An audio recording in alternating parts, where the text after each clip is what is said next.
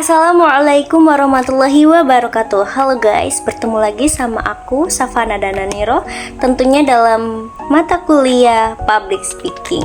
Nah teman-teman, kali ini pertemuan yang ke-13 aku bakal ngebahas tentang penggunaan bahasa yang jelas dan efektif dalam menyampaikan pesan. Nah kebetulan kemarin itu yang tampil dari mata kuliah Public Speaking itu kelompok 2, terus udah gitu kelompok 3, dan aku kebetulan dari kelompok 3 yang menyampaikan penggunaan bahasa yang jelas dan efektif dalam menyampaikan pesan ini langsung teman-teman ya.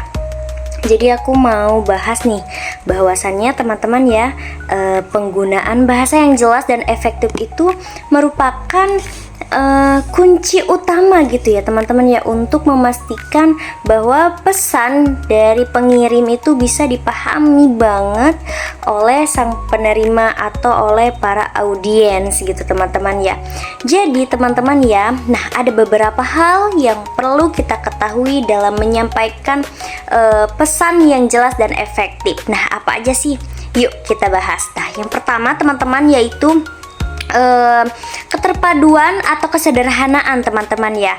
Kok bisa kesederhanaan itu sebagai kunci utama gitu ya dalam menyampaikan pesan yang efektif gitu. Nah bahwa teman-teman ya, bahasa yang digunakan itu harus padat dan sederhana gitu. Nah boleh nih buat mahasiswa-mahasiswa ketika ingin mempresentasikan makalahnya atau ingin ketika sedang tampil untuk public speaking, ada hal-hal atau bahasa-bahasa yang mungkin istilah-istilah filosofi atau ilmiah itu boleh saja, tapi kita bisa menyederhanakannya lagi, memaknainya lagi. Ditakutkan gitu ya, para audiens itu tidak mengerti gitu ya, sehingga adanya kesalahpahaman gitu teman-teman ya. Jadi kita harus sedikit menghindari frasa atau bahasa yang rumit gitu ya, yang sulit dipahami oleh audiens kita gitu.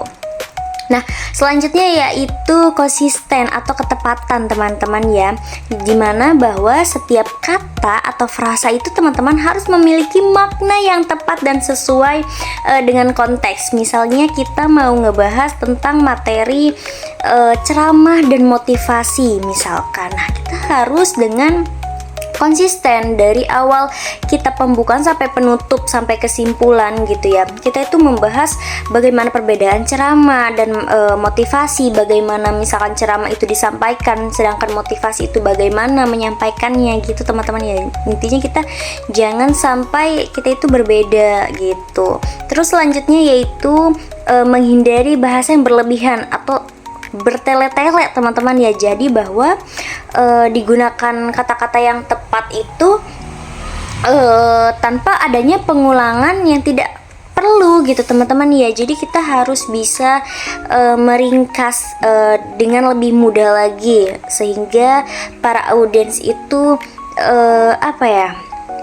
ini gampang untuk mencerna bahasa kita gitu, tidak dibuat pusing gitu ya. Kalau misalkan kita mengulangi lagi banyak kata-kata seperti itu, mungkin audiens juga akan suntuk gitu ya. Terus selanjutnya itu yang keempat, menghindari double speak, yang mana ini juga sama aja sih, menghindari bahasa yang samar atau menyamarkan makna sebenarnya gitu teman-teman ya. Kita harus jelas makanya gitu ya, kita ingin menjelaskan apa atau istilah apa gitu ya, ilmiah atau apa, sastra atau apa, diksi apa, kita itu harus dengan jelas gitu memaknainya gitu ya. Jangan sampai samar-samar gitu, jangan sampai kita menyembunyikan kebenarannya itu apa gitu, asli dari kata itu apa, jangan sampai ya.